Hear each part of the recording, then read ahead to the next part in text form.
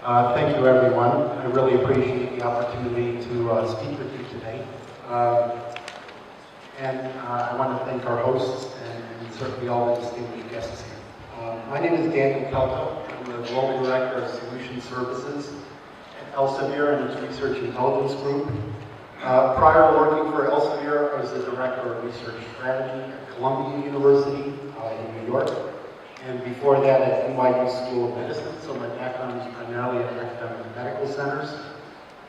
So I head up a global team that uses advanced algorithms, semantic technologies, data visualization, and other text and data mining techniques to better understand the impacts that universities make in both basic and applied research and how that research contributes to the economic vitality and dynamism of cities and countries like Turkey. We know that R&D activity is very closely linked to advanced economies and prosperous cities and countries, and the economic literature shows this very consistently. Publication and information are the lifeblood of research and how research is performed worldwide. In many ways, science and research are the original global network. Research fields can be thought of as great nets cast around the world that connect researchers in distant places with each other with similar interests, and connect those focused on solving similar problems: climate change, cybersecurity, aging populations, food and water issues, etc. Elsevier is a company that helps scientists and researchers around the world connect those networks. Today I want to talk about Turkish national research productivity, and more specifically about how Turkish journals perform in the context of Turkish and international publication. In addition, I'm going to review the selection criteria for Scopus and how that whole process works. I have a number of slides, but I'll be moving through them pretty quickly. I'll try to make up a little bit of time because we're running a little behind time. I'll briefly cover some of the key data sources and technologies that we derive these metrics from that I'll show you. I'll then move on to the main topic. Again, first review the selection criteria for journals in Scopus and conference proceedings in Scopus. And we'll look at Turkey's overall publication productivity. What are Turkish scientists and researchers doing and how are they impacting the world? And then look more specifically at how Turkish journals are performing and how that compares with regional and global peer countries. And finally, I'll end with Q&A, and we can do that in the afternoon presentations. First, I like to look at data sources and technology. This is just backgrounds. It's a little bit about Scopus, which is a primary database that's going to be used for abstract and citation. So Elsevier has a unique vantage point in the global world of research. One reason we can do a lot of analysis is we really have a lot of data. Elsevier is the world's largest peer-reviewed journal publisher, and our parent company is the largest digital company in Europe. We get about 1.3 million manuscripts a year. About 350,000 of those are published in over 2,500 journals that cover all fields from humanities to social sciences to STEM fields. Now, I actually think having experience in publication and being the world's largest publisher is very helpful in the publication index, in contrast to what the last speaker said. Our electronic journals get around 900 million downloads a year, and we index the abstracts and references of over 22,000 journals in Scopus. Scopus has over 70 million unique records. We manage a lot of other kinds of data and content as well. We have 13 million unique researcher profiles in Scopus that have a full affiliation history for every researcher, as well as 80,000 detailed institutional profiles. This becomes very important in terms of the kind of analysis that we can do. We have 90 million patent records from over 100 patent offices worldwide. We collect usage data on Scopus and Science Direct, our platform that contains the 2,500 journals I mentioned. We have extensive information on documents, etc. When we put all these data assets together, it allows us to do some very interesting analysis. Scopus is really the foundation of a lot of the analysis I'll show you. It has the broadest coverage of any abstract citation. Just getting a little more into Scopus. It's our abstract reference and citation database. As I said, it indexes around 22,000 journals from over 5,000 publishers. It has over 8 million conference proceeding records, which are especially important in computer science and engineering. And engineering happens to be one of the areas where Turkey is highly active in producing a significant amount of highly cited research. Scopus also includes 150,000 books. Those are mostly focused in the social sciences and humanities. And it has 27 million patent records from the 5 major patent offices. An essential difference between our competitor and ourselves is we're highly committed to covering journals from emerging research countries. We cover twice as many journals in Latin America, in the Middle East, in Eastern Europe, where I just was last week, and also in Asia Pacific. The world of R&D has changed fundamentally in the last 15 years. 15 years ago, the Asia Pacific spent half of what North America does in research. Now we spend $200 billion a year more because of the rise of China, South Korea, Taiwan, and other entities there. So the world is changing very rapidly.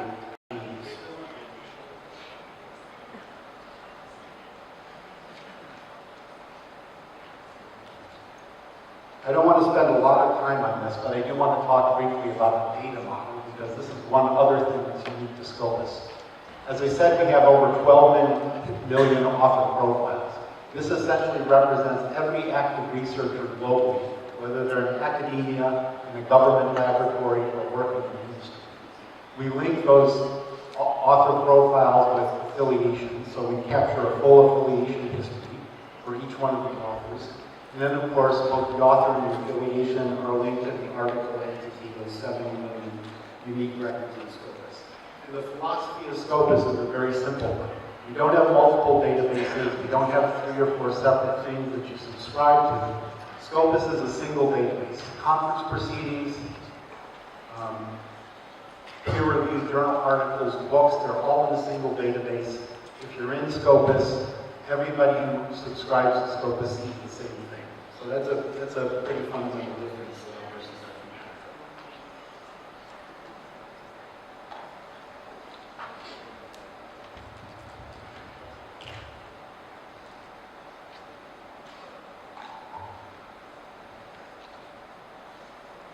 I'd also like to touch very briefly on one other important technology that we use for a lot of advanced analysis. And you're seeing this increasingly in Scopus and some of the other analytical products that we sell. As I mentioned in my introduction, we use semantic technologies, machine learning, and natural language processing technologies to machine huge amounts of information. Natural language processing is an engine that's used to turn natural language into structured semantic text. It's machine readable and parsable. So what we do is we apply NLP to natural language and extract noun phrases. We run those noun phrases through multiple thesauri, specialized thesauri and structured vocabularies.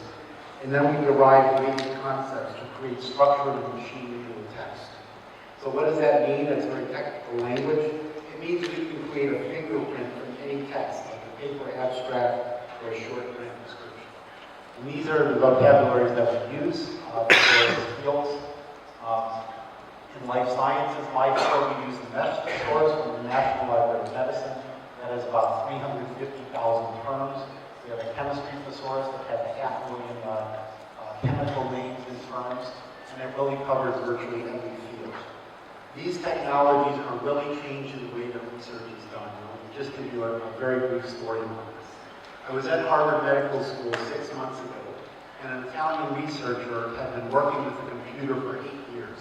What she did is she took 6 million pediatric records from Harvard teaching hospitals and fed this into this machine learning. It reads doctor's notes, it reads pathology reports, blood work, x-rays. And what she could do by having the machine read all these articles is she could start to find markers for potential diseases. She found early markers for childhood obesity, early markers for adult onset diabetes, early markers even for potential neurological disease. So these machine learning and AI technologies that are being used in all fields of research now are really at an inflection point. And Elsevier is investing very heavily in these technologies because we do want to accelerate the acquisition of knowledge and help the researchers that we serve through better information. But it's a very exciting area right now.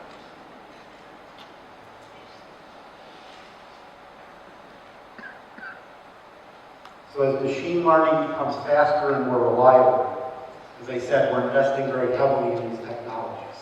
They allow text and data mining of huge numbers of articles and huge numbers of abstracts. This technology again allows us to fingerprint researchers, documents, paper sets, and other output, and even the output of entire universities and countries. I'll give you a real-world example of this, and this is just something that NIH just purchased recently from us, the National Institutes of Health in the US. On the left side here, you can't read it, but it's an abstract of carbon nanotubes.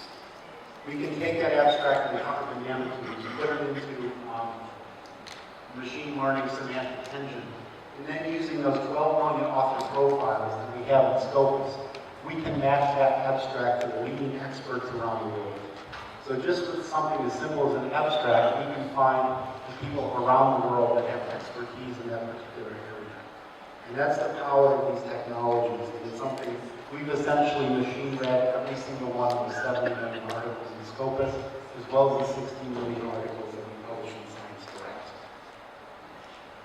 And the NIH is using this to find reviewers that are well qualified to sit on study sessions, for example. It has many other potential uses. We can do this in a different way. We can also read all the publications of a particular researcher and get a fingerprint for his research. So you can see here, this researcher has 6,000 citations, an H-index of 38. We have all the publications, the fingerprint, which has squamous cell carcinoma is a concept in his work. It's heavily weighted, etc.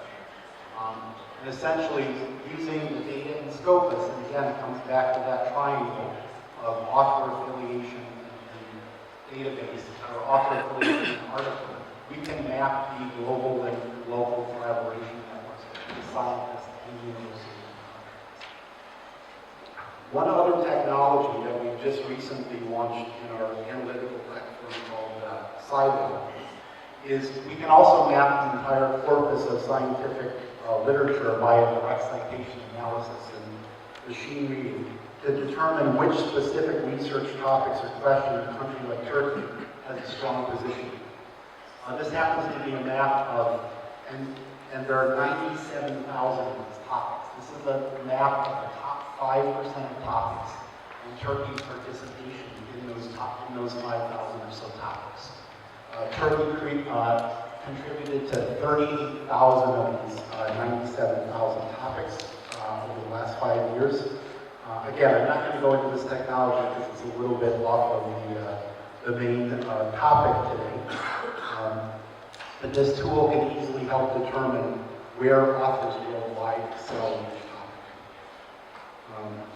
I just wanted to show you a few examples of how you can use a combination of a very large structured data set like Scopus, and then use other modeling technologies, semantic techniques to read and parse the global corpus of literature. Combine that with cutting-edge IT technologies to make it faster and easier to analyze the claims.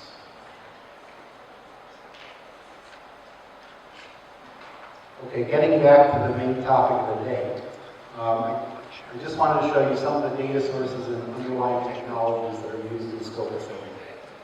But getting back to the publication index in Scopus, I guess the first thing that I would say is that our approach is both similar to the prior speakers and the other community provider, but also different. And I do think there are a few misleading inferences that the prior speaker made about Scopus. First of all, As I said, we think publishing experience is a plus when you're doing a global publication index and not a minus. And I slightly resent the implication that we're not objective. Clarivate is a private equity company. Private equity employees are no more objective than independent academics who don't work for Elsevier. So I just didn't want to say that.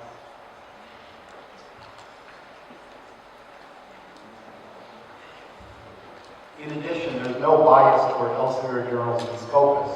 And a very simple proof of this is that there's a higher percentage of Elsevier journals in the core collection of Web of Science than there is in Scopus. So I said we're very similar, and I think we're very similar in the criteria. The prior speaker laid out in a very nice way all the criteria that are important for getting a journal indexed in an international index. But we're also very different, because the philosophy in Scopus is that it should be one big database. As I said, we index about 22,000 journals. There are around 250,000 journals published in the world a year, 250,000 peer-reviewed journals. Many of them are of very low quality, some of them are of medium quality, some are of high quality but very regional in scope. So the 22,000 journals represents between 10 and 12% of the global number of journals published. And we think 22,000 is reasonable. We also think we have an obligation to make sure everybody who buys Scopus is discoverable by everybody else who has Scopus. Right? The problem with multiple databases is, what if Stanford doesn't subscribe to the Emerging Citation Index, or doesn't subscribe to the Korean Citation Index? That work is not going to be visible globally. If a journal is indexed in Scopus, it's available everywhere. It's the same database for every single person who purchases it. So we really prefer to do this in a simple way. Right now, there are 171 Turkish journals that are covered in Scopus, and we think that's a reasonable representation. It's about the same number as those covered in the core collection of Web of Science plus the emerging science collection, but this is always the way that we run Scopus, which is a single database. Also, Scopus de-indexes regularly based on criteria, just as Web of Science does. But again, we feel there should be no second-class citizenship or separate databases. Either you're good enough to be in Scopus, or you're not good enough and you can reapply later. One other thing that I also wanted to mention is we do have something called Site Score that we launched this year. It's an analog to the impact factor, but it goes back 3 years instead of 2. It's freely available, you don't have to pay for it. It's on a public website, and it's available for every single journal in Scopus. So you can really kind of trace the pathways of any journal indexed in Scopus with that Site Score. And again, you don't have to pay anything for that. So let me just talk a little bit about the Content Advisory Board. It's an independent board for academics. They're international in scope, and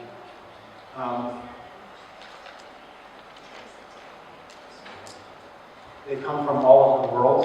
They often have prior chief experience, and they're chosen for their expertise in specific subjects. They meet twice a year. In fact, they're meeting right now for a week in Prague, but they're continuously assessing journals online. And the Scopus content criteria are published. They're available on the web. They're very similar to our competitors' criteria. But these members are selected for their expertise and experience. Getting into a little more detail about the publication criteria, these are primary criteria. So very simple, kind of, you can't get anywhere without meeting these criteria. So what does it take to be indexed in Scopus? As I said, that Content Advisory Board is the one who actually makes the final determination about whether something is in Scopus or not. For every 100 journals that are submitted to the Content Advisory Board, about 30 of those journals actually end up getting covered in Scopus at some point. So there's about a 30% success rate. That varies substantially from country to country and field to field. Elsevier is not involved in the decision to cover a journal in any way. I'm just going to make that clear. So first of all, a journal has to have peer-reviewed content. It has to have some kind of robust peer-review process by researchers in the field and in related fields. Now we index things like Clause 1, which accepts 70% of its articles, because it meets the other criteria, and it does have a light form of peer review, but we are looking for robust peer review. Publications that are not peer reviewed in a rigorous way simply don't belong in the international index. It of course has to have an ISSN number, and it has to be published on a regular and periodic basis. If you miss a single, say, quarterly publication, that's one thing, but you need to have a consistent track record of publication over time. If the publication is popping into and out of existence or misses a year or 6 months, that's a major impediment to getting indexed in syllabus. The third is it must have internationally relevant content. Again, the other speaker was eloquent on this. She talked about why that's important. This includes references in Roman script, in English language abstract and title. Of course, the article or journal does not need to be published and indexed in English to be indexable. We have almost 100 Chinese language engineering journals, for instance, that are in Chinese but have that English language abstract and title. And those are pretty heavily cited journals as well. And finally, it has to have a proper publication ethics policy, and it needs to adhere closely to those ethical rules. The ethical rules need to be published, they need to be in the journal itself, and they need to be followed before the journal is indexed. To get into a little more fine-grained criteria here, I refer you to this table. This looks at subcomponents of what are considered specifically by the content advisory.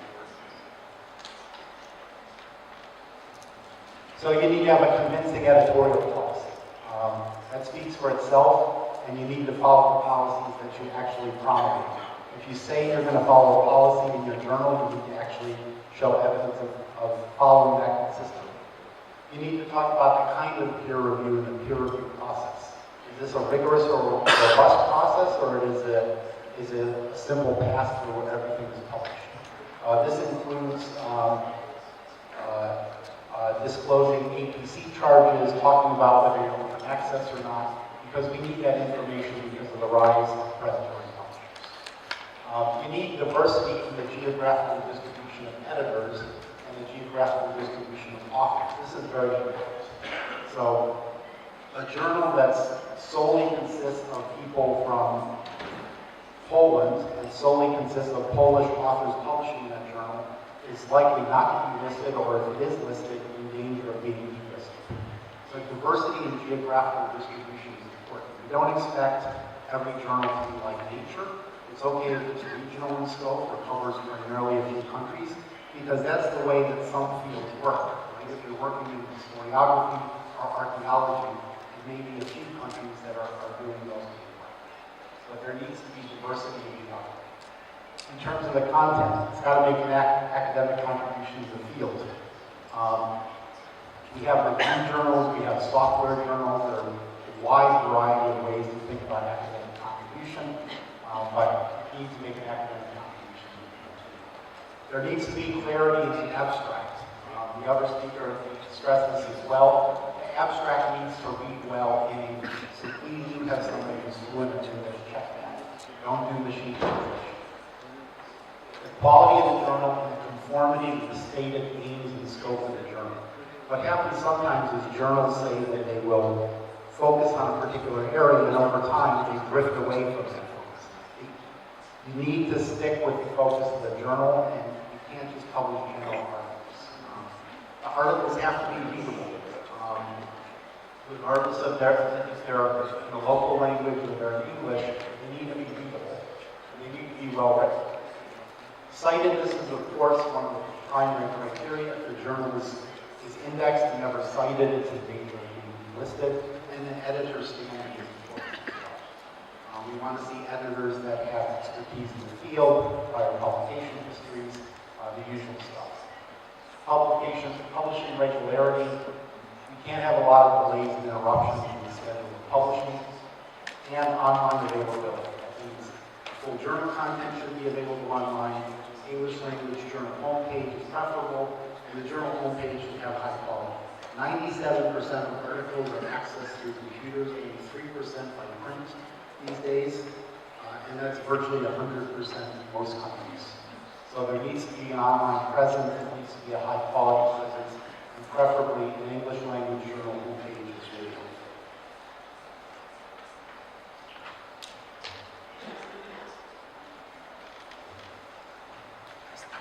The last topic I'd like to focus on is two things. One is national academic productivity in Turkey, and then specifically on Turkish journals. So we're going very wide and then kind of narrowing down. Again, using the fingerprint technology, we can take all the Turkish journals published, all 171 journals and schools. We can read all the abstracts in those journals, and this is the word cloud we get when we look at Turkish journals. Here it's clear that the majority of the top 50 terms from Turkish journals are related to medical research. And medical research is one of the most important and most prominent areas of Turkish research.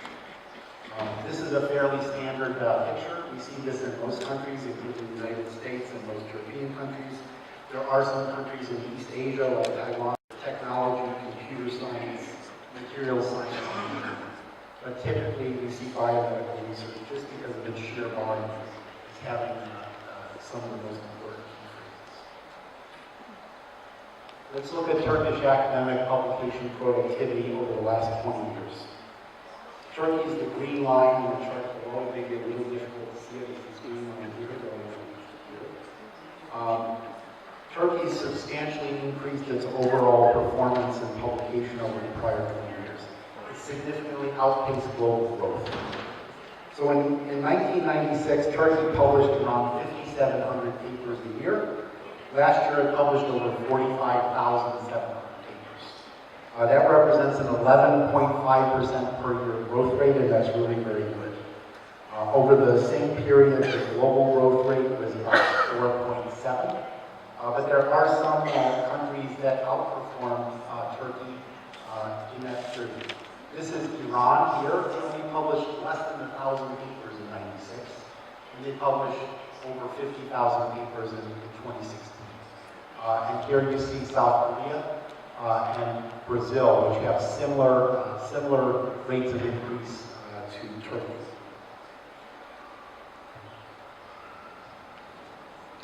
Iran has actually grown 24% per year over the last 20 years in terms of publication. Of course, from a very low base. If we look at the last 5 years, however, the picture is really different.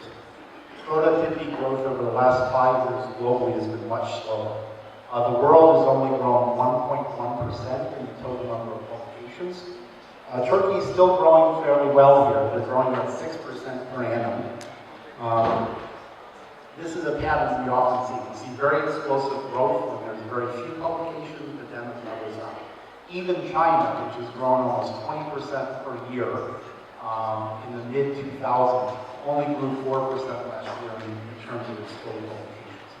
So Turkey continues to grow quickly, and it's growing faster than China.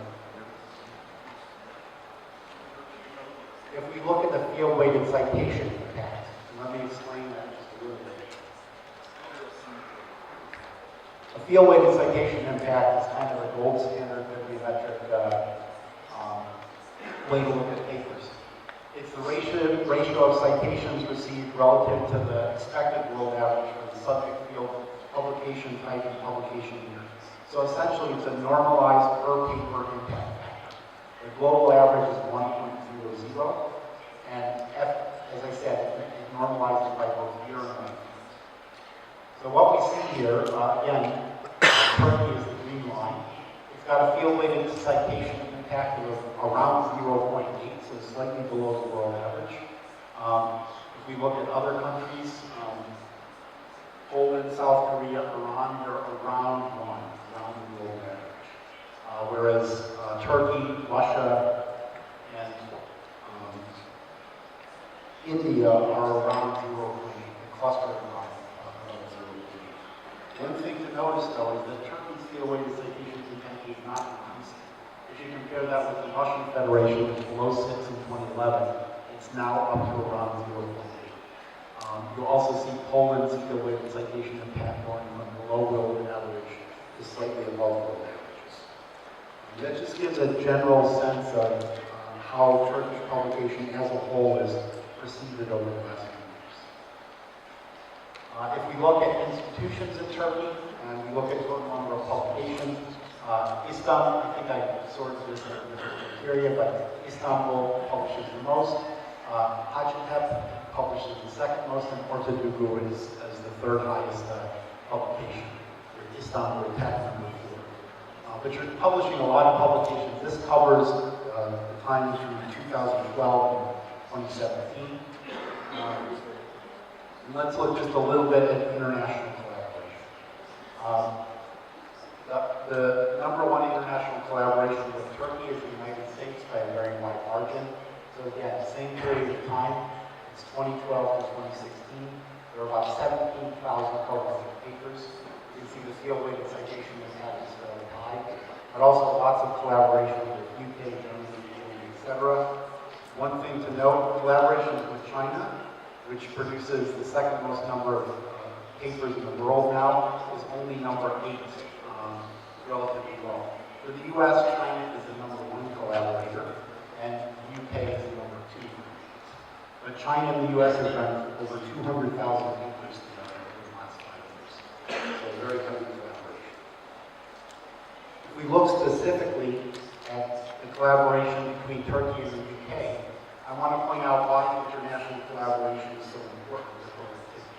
This is Turkey's field-weighted citation impact over the last 5 years, 0.78. As I said, slightly below world averages. The UK is significantly above world average at 1.57. That's one of the highest field-weighted citation impacts for the country. So look what happens when Turkey and the UK authors collaborate. The field-weighted citation impact is 3 times the average impact. So it's beneficial to Turkey, and it's certainly beneficial to the UK to collaborate with each other. International papers, we know, if you look at the data, it's almost regardless of which country. International papers virtually always have higher citation, average citation impact. That citation impact is about 1.6 times the average citation impact that you get if you're only collaborating with people inside the country. And one of the keys to improving Turkish citation performance and Turkey's overall scientific impact are those international collaborations. From here, I'd like to turn a little bit specifically to Turkish journals. So as I said, we cover around 171 Turkish journals in Scopus. As I said, Turkish authors published about 45,000 papers in 2016.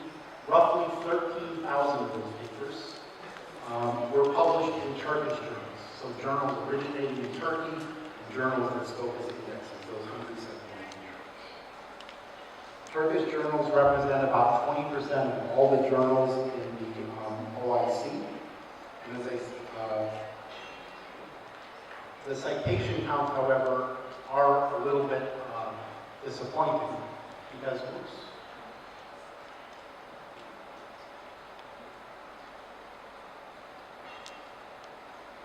what you see here is in 2016 there were 13,000 articles published. There's only about 6,000 citations to those 13,000 papers. That's a relatively low rate of citations. Again, this is just a subset of Turkish journals, not all the journals that Turkish authors publish. If we look at primary indicators for the Turkish journals, outputs and top percentiles. So this shows the share of publications in Turkish journals that are in the top 10% of most cited publications. So that means of all the 171 journals, about less than 1% of those papers are in the top 10% of most cited publications worldwide. The good news is it does get better. It goes up to about 2.5% in 2016. And it gets considerably better in 2017, The 2017, of course, is not complete data. And again, if we look at publications in top journal percentiles, so these are the top journals globally, and most of the Turkish journals are not rated in those top percent. This is by site score, and this is just by citation numbers. These are the top journals in scholarly output. Top Turkish journals in scholarly output from 2012 to 2017. Importantly, so this is just by total publication counts. These are the top 10 Turkish journals. Unfortunately, the ones in red have been discontinued in Scopus. As I mentioned for Scopus, we constantly monitor the quality of journals, their citation performance, etc. And we do delist journals that are not performing, or if there's an predatory or unethical publication. In 2014, we delisted about 60 journals. In 2016, we delisted around 190 journals worldwide. So we're always looking at to make sure that the publication in Scopus maintain quality. Now, when we discontinue a journal, we don't wipe out what we indexed previously. That stays in Scopus. We just don't index going forward.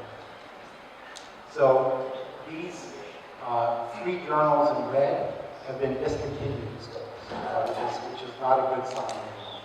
This journal, interestingly, published in Turkish, is now been replaced by the Anatomy Journal of Cardiology, publishing in English. So that journal went through a transformation that we hasn't been discontinued. It's delisted because of now. Let's look at the overall impact of publications in Turkish journals.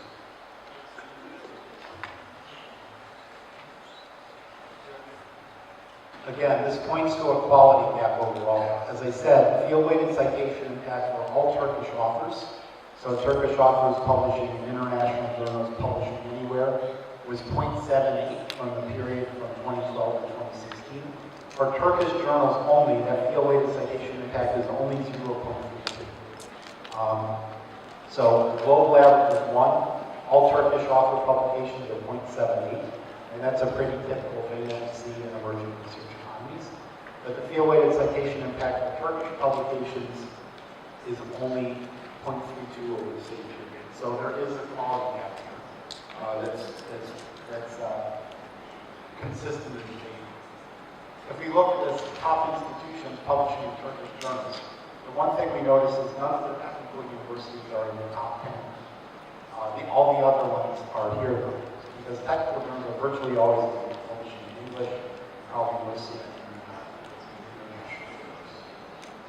The field-weighted citation impact ranges from 0.42 all the way down to 0.18. And those are both field-weighted citation impacts. It doesn't mean none of the papers are of high quality, but overall the citation performance is not that strong. Now let's look at some comparative analysis. The blue line here and the blue line in the next couple of graphs represents Turkish performance as a whole. So these are Turkish scholars, Turkish authors publishing in any journal indexed in Scopus. As you can see, about 15 to 16% of the publications with Turkish authors are in the top 10% of journal publications worldwide. This means that Turkish authors are actually overperforming the global norm. You would expect them to have 10% of their papers in the top 10% of journal authors. This dark red line here are the OIC countries. And I cite the OIC journals specifically because President Erdogan is recently one of the keynote speakers at the Summit of Science and Technology in Kazakhstan. Turkish journals represent around 20% of all the OIC publication output. As I said, Scopus has 171 Turkish journals, and covering the OIC as a whole, we have around 750 journals that are published in the OIC countries. In contrast to the Turkish publications overall, only about 3% of the OIC journals are in the top 10%. and very few of the Turkish journals are in the top 10%. So again, this points to a fairly significant quality gap. This is a slightly different way to look at the data. This is the Scopus title, source title count. This is just saying that Turkish authors publishing roughly in 2017 should be ignored because it's not the biggest setback. This means Turkish authors are represented around 7,500 journals that are indexed in Scopus. So about 1 out of every 3 journals in Scopus has Turkish authorship. And again, here are the numbers for journals in OIC. As I said, around 750 journals and 170 or so. This is field-weighted citation impact. Again, this is citation impact overall. All Turkish authors. These are the OIC. These are the Turkish journals. Low at 0.035. The major improvement in 2016. And I would ignore 2017 again because that data set's not.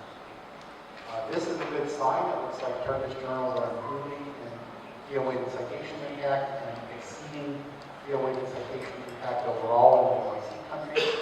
But there's still a good ways to go to catch up to what Turkish authors overall. Percentage of publications in the top 10% of journals. Again, this goes along with the top 10% citations. About 13% of the papers Turkish authors are in the top 10% of journals. You see the similar numbers. And finally, by site score, you can see again about 15% of the publications of Turkish authors are in the top 10% of journals by site score, and much lower numbers for the OIC. So there is a persistent quality gap in Turkish journals, and it is something that's important to address.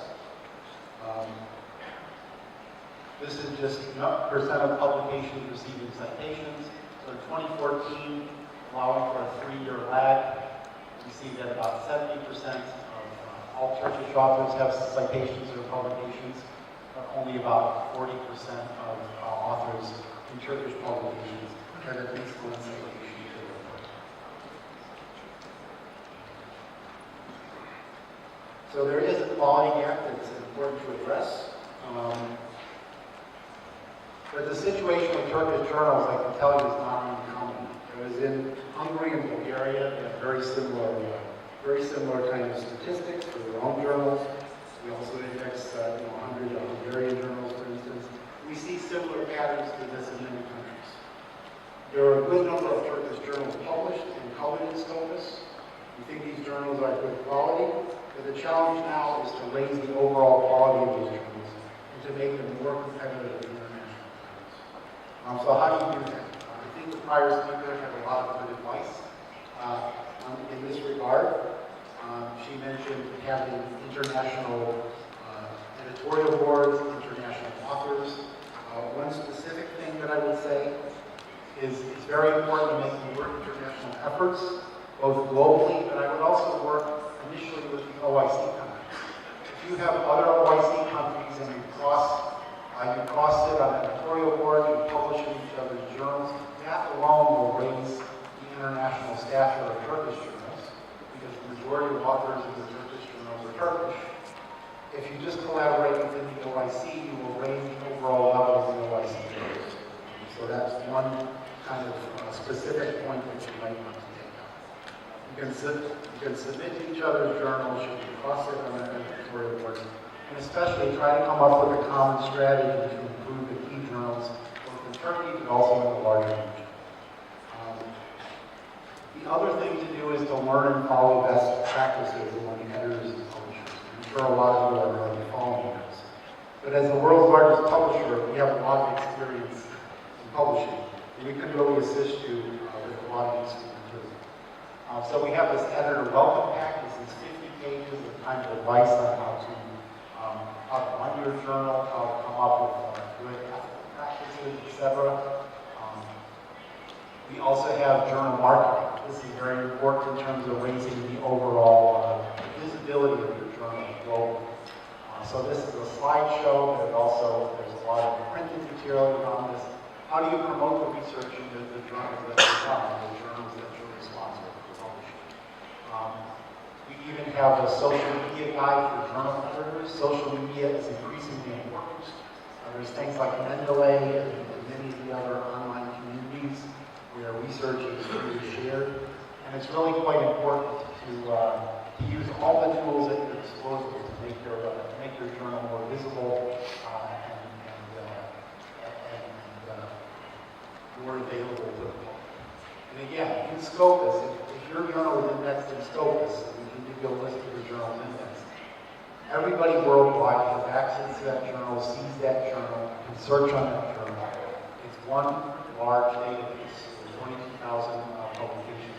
And 170 of those, 171 of those are Turkish journals. We're happy to work with you, or if you have new journals to submit to the Content Advisory Board, we can tell you how you would go about contacting the Content Advisory Board. Anybody can suggest a journal to the Content Advisory Board. If we think it's not going to meet the criteria, we'll give you an early advice to go back and change something or improve something. For instance, if there's not a strong history of on-time publication, it might be a disqualifier. The journal submission process for the Content Advisory Board, there's a roughly year to 18-month backlog because we have over 1,000 journals already in the pipeline. But I can give you a specific example. I worked with a university of 50,000 students. They had published 10 journals, mostly in the social sciences, for many years. They never thought about indexing on Scopus. But they published 25% of their published research in one university. And they said, contact the person at our Content Advisory Board. They submitted me 10 journals all at once, and 4 of those were picked up in Scopus. So they had, roughly 40% success rate. But if you have journals you think are not properly represented in Scopus or in the Web of Science, I would urge you to submit those journals using all the criteria. I don't know if there's any time for questions, or I can answer them. Later in the day. But I really appreciate your time and interest, and thank you again for the opportunity.